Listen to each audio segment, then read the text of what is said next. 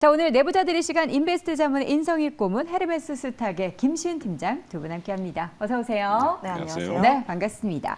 자, 오늘 시장의 상승이 일단 반갑긴 한데 이게 또 쏠림은 아닌지 하는 걱정도 듭니다. 두 분의 시장에 대한 의견부터 확인해 보시죠. 업앤다운 보겠습니다. 자, 임고문님은 다운 의견 주셨고요. 김시은 팀장은 업 의견을 주셨습니다. 그러면 오늘 상승하는데 다운 의견을 주신 임고문님의 의견부터 좀 들어보도록 하죠. 오늘 시장의 상승이 그렇게 뭔가 건강한 상승은 아니다 이렇게 보시고 계신가요? 아니, 내용은 건강해요. 내용은 건강하다. 네, 왜냐하면 과거에 얼마 전까지만 해도 2차 전지가 왜곡 현상을 벌였었잖아요. 네네. 그러니까 거기가 몇 마리 정리가 되고 오늘은 뭐 삼성전자 대형주부터 해갖고 과거에 아주 좋은 종목들이 올라가면서 지수는 상승을 시키는데 지금 미국장이 어제도 하락하면서 거의 한 하루 빼고 한 5일 연속 이제 하락을 했고 우리도 지금 따라가고 있어요. 그래서 미국의 하락 영향은 미국의 그 신용 등급이 AA에서 AA 플러스로 하향 등급 이제 시발로 해서 이제 했는데 그거에 따라가서 이제 금융권도 이제 그 신용 등급이 좀 하락을 했어요. 무디스에서 중소에 하락하면서 이제 그 영향을 받는데 네. 제가 보기에는 그거는 하나의 그냥 하나의 단초로 그러니까 어떤 그 하락의 어떤 계기로 만든 것 같고 전체적인 시각은 좀 많이 올랐다는 거죠. 그러니까 거의 지금 미국 시장이 작년 10월부터 거의 10개월 동안 올랐단 말이에요. 네. 거의 시장 전체로 한 25%, 30%까지 나우다스 합쳐서 그래서 올랐기 때문에 웬만큼 오른 거에 대한 이제 좀 약간 좀 차익 하락이 아니겠냐 해서 이런 추세가 바로 여기서 좀 며칠 조정받았다고 다시 오르기보다는 시장 자체는 약간 좀 다운 사이클 쪽으로 가지 않겠느냐라는 그래요? 거고 우리 시장이 오늘 올랐기 때문에 아마 미국 시장은 우리를 따라가는 현상이에요. 내일 아마 미국 시장은 좀 오르지 않을까 기대를 하고 있는데 네. 그거 오른다고 우리가 같이 또 따라가느냐?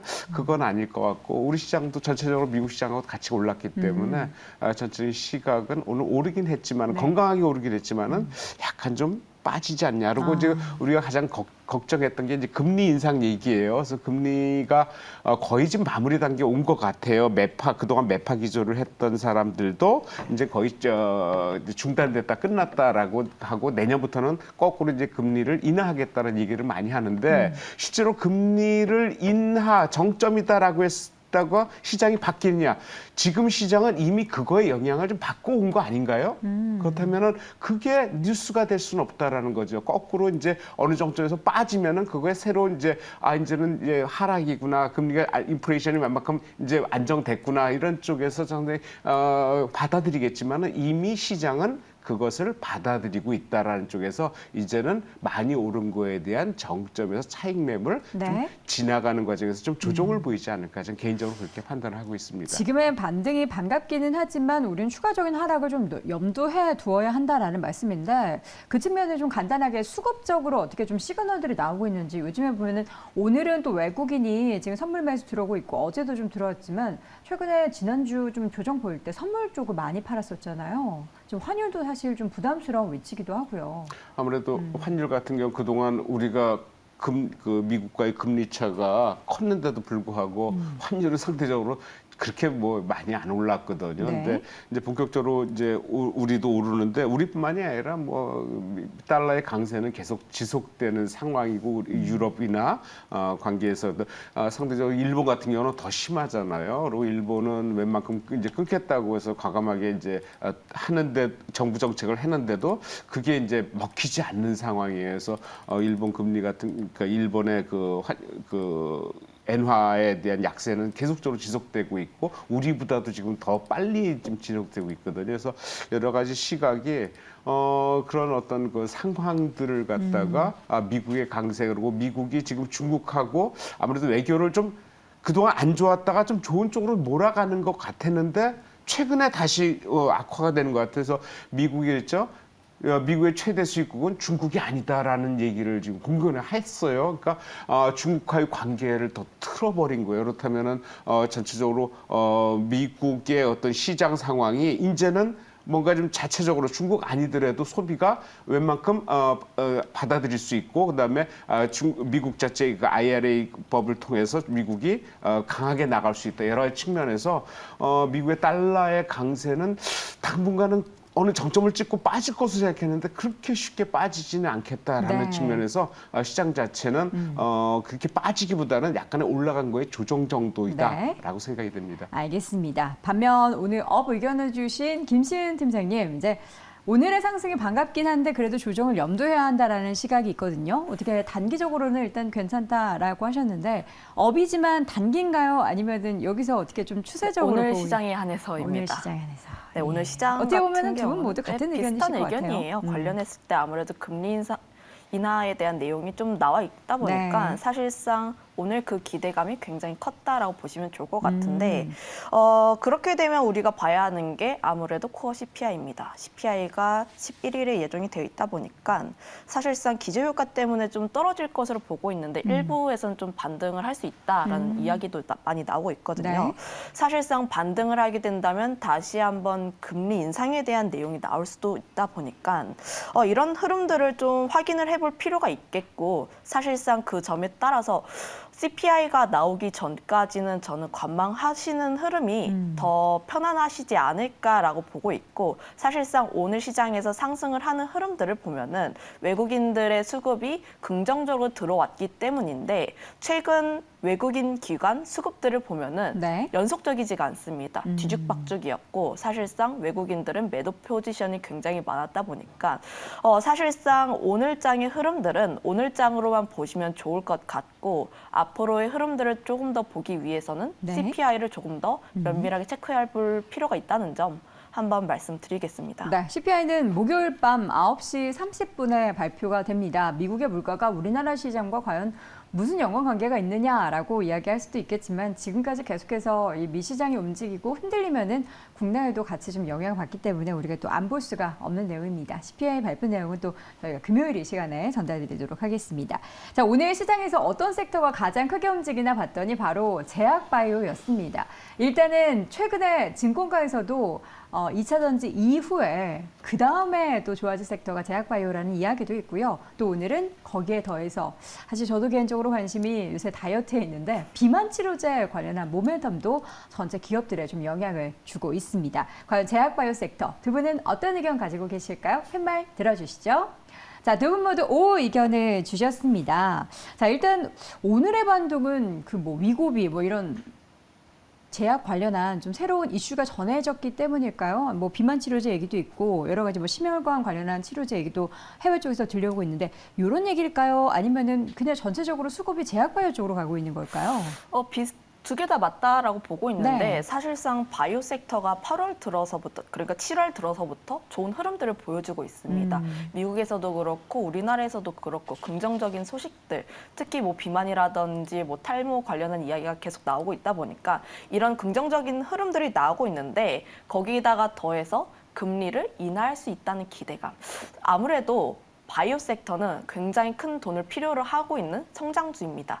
그거에 따라서 사실상 금리 인상을 하는지 인하를 하는지 여부에 따라서 좀 주가의 향방이 좀 갈릴 수 있다라고 보고 있는데 관련했을 때 긍정적인 이슈가 좀 계속 나오고 있다 보니까 그런 흐름들을 보여주고 있는 게 아닌가라고 보고 있고요. 사실상 지금 봤을 때 바이오 섹터를 보면은 뭐 실적을 내는 기업들이 많지는 않아요. 네. 사실상 많지는 않고 대형 쪽에서만 실적을 내고 있고 지금 같은 경우에 기대감 때문에 올라가고 있는 섹터가 많긴 하지만 트레이딩을 하신다면 뭐 비만이라든지 관련했을 때 좀 수급적으로 올 수가 있다 보니까 그런 쪽에 접근해 보시는 게 더 나을 것 같다는 말씀 드리겠고 나는 중장기적으로 분할적으로 접근하는 게 좋다라고 하시는 분들 같은 경우에는 유한양행이라든지 일부 기존에 애초에 실적이 굉장히 좋은 기업들 있잖아요. 뭐 셀트리온이라든지 이런 쪽에서 접근하는 게 더 맞다. 기업별로 모멘텀을 보고 접근해 볼 필요는 있다. 이렇게 생각하고 있습니다. 네, 오늘은 뭐 코스피에서는 한미약품, SK바이오파, SK바이오사이언스, 유한양행 등의 종목들, 뭐 셀트리온도 함께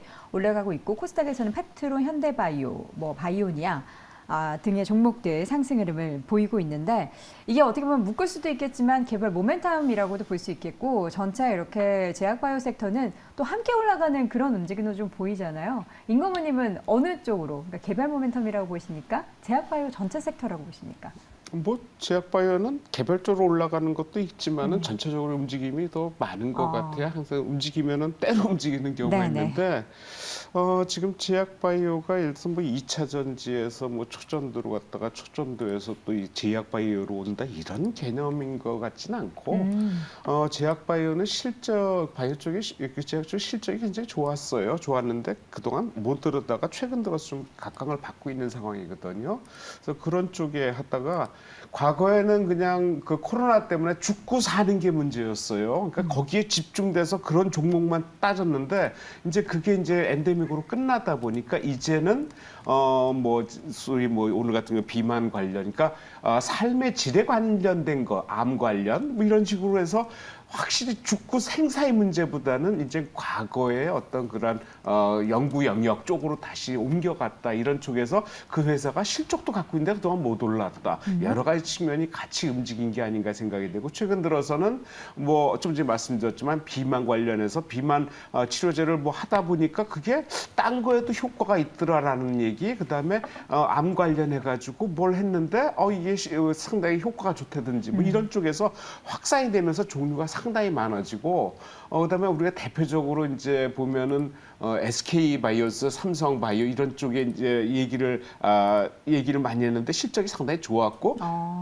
그동안 코로나에만 집중돼 있었거든요. 그게 이제 최근 들어서 여러 가지 상당한 파이프라인을 갖고 있는 그리고 어떤 그 공장 그 하청업체 공장을 많이 갖고 있는 네. 뭐 SK 바이오 사이언스 이런 쪽으로 해서 상당히 실적이 겸비되고 상당히 탄탄하다. 그리고 향후의 가능성도 상당히 열려 있다. 뭐 이런 쪽에서 일단 그쪽에서 시동이 걸고 그러니까 아주 큰 종목이 올라오면서 조그만 종목까지 연결된 게 아닌가 이렇게 네. 생각을 합니다. 알겠습니다. 오늘 업종과 테마 전체적으로 보면은 개별적인 모멘텀, 그러니까 뭐 뉴스와 함께 이렇게 종목군이 묶여서 올라가는 것도 있지만 전체적으로 이 테마 상승률 상위를 보면은 바이오 관련한, 제약 바이오 관련한 종목들이 다 올라와 있다는 것을 확인해 볼 수가 있습니다.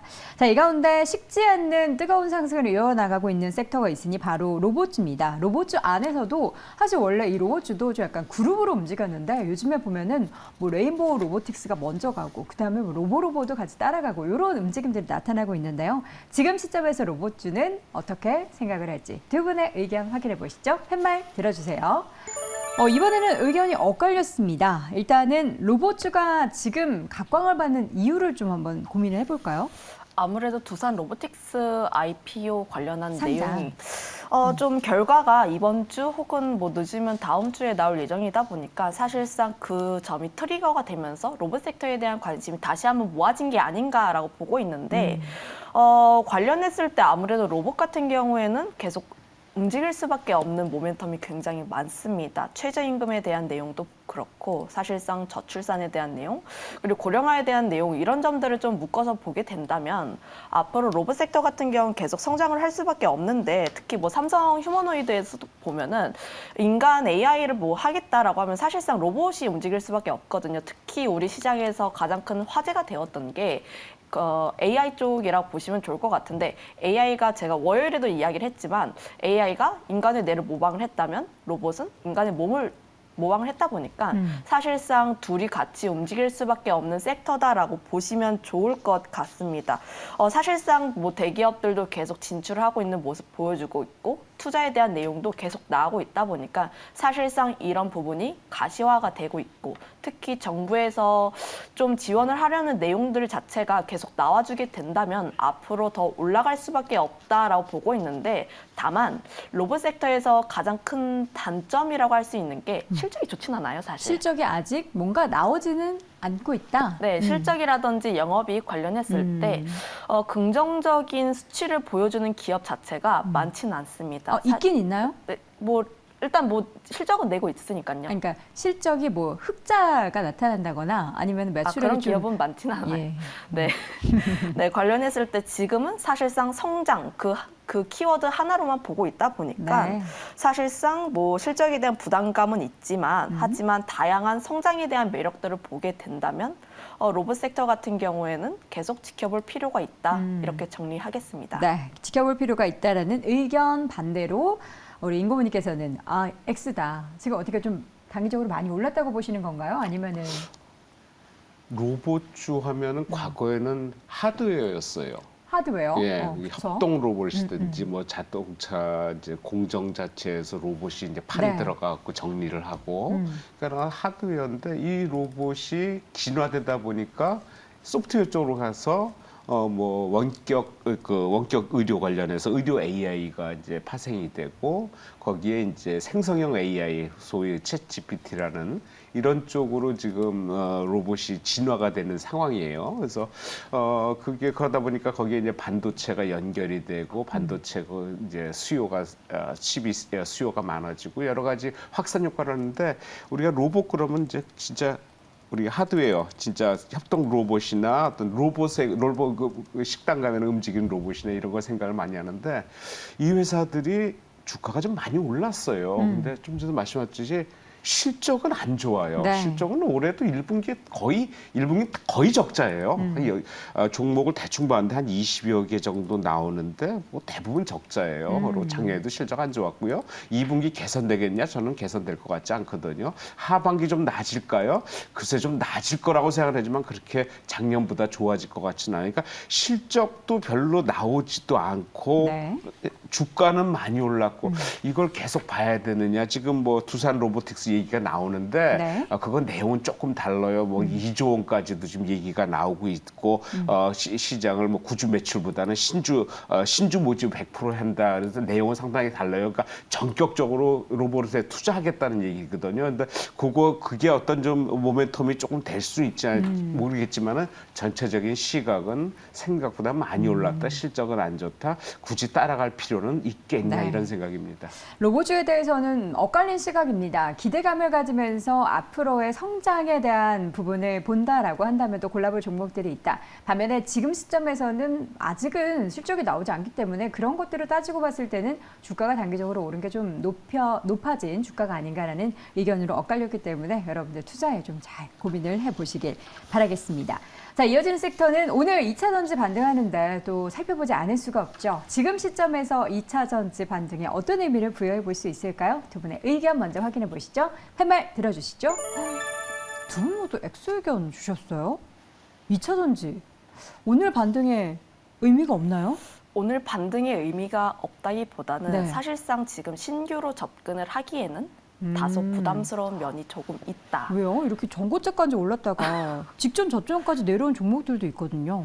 저는 일단 뭐 에코프로도 그렇고 사실상 지금 2차 전지 시장의 트리거 역할을 했던 게 에코프로잖아요. 네. 그런데 에코프로의 MSCI 편입이 좀 예정이 되어 있다 보니까 사실상 그 점에 대해서는 조금 짚고 넘어갈 필요가 있다는 점. 보통 MSCI 편입이 되기 한 달 전부터 주가의 상승폭이 계속 좋은 흐름들을 나와주고 있고 네. 편입이 되고 나서부터는 급격한 상승을 하기보다는 좀 쉬어가는 흐름들이 많이 나오고 있다 보니까 사실상 2차 전지 섹터에서 대장 역할을 하고 있는 에코프로가 조금 쉬어가는 흐름들을 보여주게 된다면 다른 종목군들도 함께 비슷한 흐름을 이어갈 수 있지 않을까라는 시나리오를 그렸을 때 지금 섣부르게 신규로 접근을 하기에는 조금 다소 부담스럽다라는 입장을 드려보도록 하겠고 관련했을 때 아무래도 2차 전지 같은 경우에는 어제도 그렇고 오늘도 흐름들은 좋아요. 흐름들은 좋은데 아무래도 지금 뭐 양극재 관련했을 때는 전기차 판매율도 조금 떨어지고 있고 네. 아무래도 여러 가지 이슈가 있잖아요.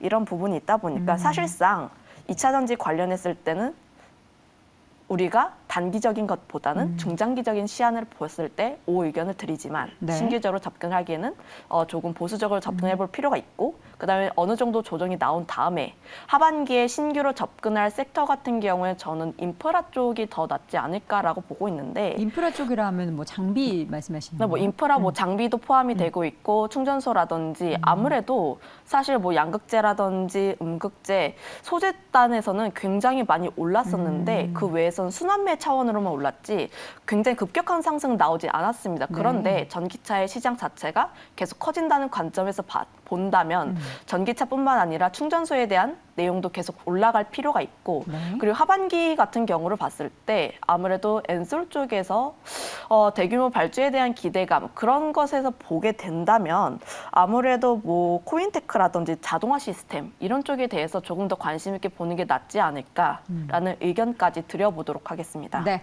자, 2차 전지는 두 분 모두 X 의견을 주셨습니다. 일단 단기적으로 지금 반등을 보이고는 있지만 신규 접근할 수 있는 자리라고 보기에는 좀 어렵다라는 의견 주셨고요. 민고모님께서는 2차 전지주에 대한 투자 지금 시점에서 좀 우리가 조심해야 된다고 보십니까?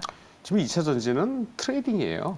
예, 이걸로 뭐 사서 수익을 내겠다 생각하시면은 그건 큰 오해인 것 같아요. 일단 고점은 꺾인 게 맞아요. 꺾였고 일단은 제자리 가격 찾아가는 과정이에요. 지금 제자리 가격이 거의 반토막 수준이거든요. 근데 거기까지 가기에는 상당히 시일은 걸리겠지만은 현재로서는 가격은 상당히 고평가돼 있다라는 거고 그리고 아무래도 단기 트레이딩하는 사람들이 딱 섹터를 정해놓고 하는 경우가 많이 있거든요. 중구난방으로 안 해요. 그러니까 2차 전지 아니면 초전도 왔다 갔다 하거든요. 왜냐하면 그쪽에 등락이 폭이 컸기 때문에 그쪽이 재밌어요. 지금 오늘 뭐 제약주 올라간다서 그쪽에 붙어서 종목이 이렇게 많은데 어떻게 찾아요? 그러니까 몇 개 안 되는 종목에서 트레이딩하기 위해서는 장중에 폭을 봐야 되거든요. 폭이 상당히 크기 때문에 오늘 이 초전도 빠지지만은 이거 그냥 빠지겠어요? 이러다 또 장중에 한번 또 튀고 다시 빠지고 뭐 이런 현상이 벌어질 거니까 왔다 갔다 하는 거기 때문에 오늘 초전도가 많이 빠지니까 거기에 세력이 이제 이쪽 2차 전지로 옮겨왔다. 근데 2차 전지가 실제적으로 이제 공매도 얘기를 많이 하는데 공매도가 계속 지금 줄어드니까 커버링 계속 되고 있느냐 되는 날도 있고 안 되는 날도 있고 포스코 그룹주하고 에코프로가 서로 나눠져요. 네. 에코프로는 지금 공매도가 상당히 줄어들고 있어요. 하지만 포스코는 또 늘어나는 경우도 있단 말이에요. 그러니까 이게 서로 지금 엇갈린 상황이기 때문에 서로 치고받는 상황에서 지금 트레이딩이 되는 거지 이것을 장기적으로 보고 수익을 내겠다라는 측면의 사람들이 투자하기에는 문제가 있다. 그건 아니다라고 생각이 됩니다. 알겠습니다. 2차 전지에 대한 두 분의 좀 보수적인 접근 전략에 대한 이야기까지 들어봤습니다. 그렇다면 오늘장 관심 섹터는 무엇일까요? 궁금합니다. 두 분의 관심 섹터 먼저 화면으로 확인해 보시죠. 자, 인성이 꼽은 금융주 그리고 김시은 팀장은 조선주를 골라주셨습니다. 김시은 팀장 예전에 이제 조선 기자재 쪽 성광밴드 이야기하고 나서 그 주가 움직일 때마다 생각이 났는데 이번에는 그냥 조선주를 보고 계시네요. 네, 조선도 보면은 사실 뭐 삼성중공업 쪽에서 실적 발표한 다음에 좀 쉬어가는 흐름들을 보였습니다.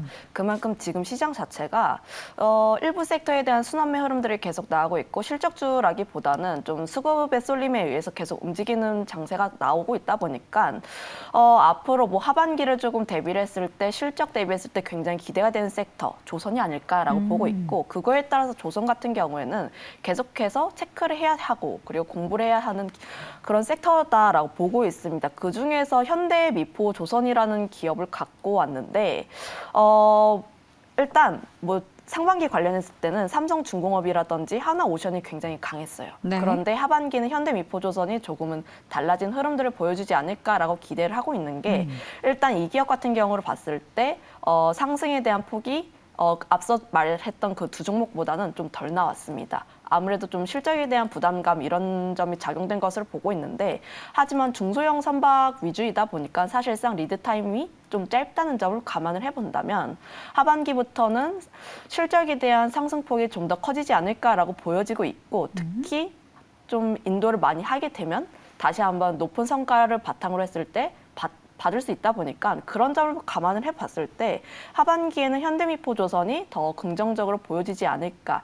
그래서 신규로 접근을 하는 종목 같은 경우에는 현대미포조선이 좀 더 적합해 보인다 이렇게 판단하고 있습니다. 네, 자 이어서는 금융주를 골라주신 인성희 고모님, 지금 시점에서 금융주 왜 관심 갖고 계신지 궁금해요. 저는 금융주 사야 된다고 생각을 해요. 왜냐하면 지금 악재가 호재를 많이 누른 상황이란 말이에요. 그러니까 우리가 보통 악재라고 금융주의 악재라고 하면은 이제 과거에 PF 대출부터 아직 해결되지 않았어요. PF 어떻게 진행될지 모르는 상황이거든요. PF 대출부터 해외 파생 상품, 그다음에 해외 투자. 그래서 뭐 미국에 무슨 건물을 샀는데 그게 거의 뭐 반토막이 났다든지 여러 얘기 아직 안 나온 얘기들이 꽤 있거든요. 이거에 대한 그 악재가 상당히 많은 건 사실이에요. 그래서 금융회사들이 충당금을 많이 쌓아놓고 있어요. 대비하는 거죠.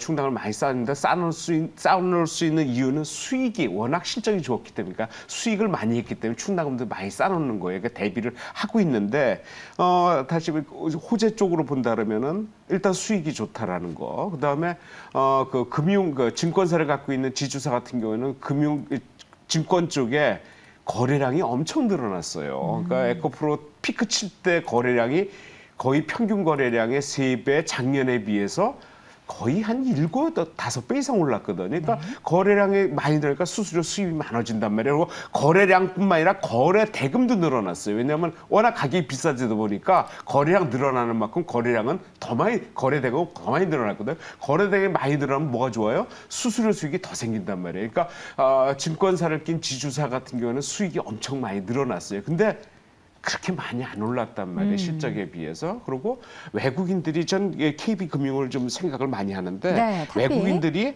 한 달 동안 220만 주 지금 매수액 쓸어 담고 있어요. 기관도 150만 주. 주가 안 올랐어요. 이게 한번 포텐이 터질 때가 됐는데 여러 가지 악재들 때문에 가려져 있다는 거. 그리고 여러 가지 상황이라면은 아마 거의 한 분기에 2조씩 수익을 내고 영업이익이 한 분기 2조예요. 그러니까 올해 말까지 가면 8조 되는데 한 7조 정도 예상을 하거든요. 상반기만 3조 순이익 났기 사상 최대라고 얘기를 하고 있죠.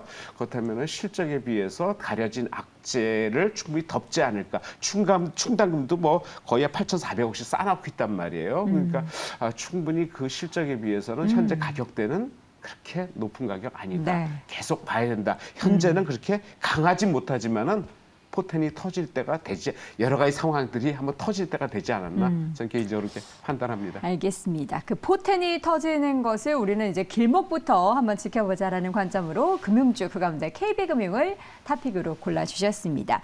자, 이렇게 해서 오늘 탑픽 2종목까지 확인해 봤고요. 내부자들 이 시간 인베스트 자문의 인성희 고문, 헤르메스 스탁의 김시은 팀장 함께했습니다. 고맙습니다.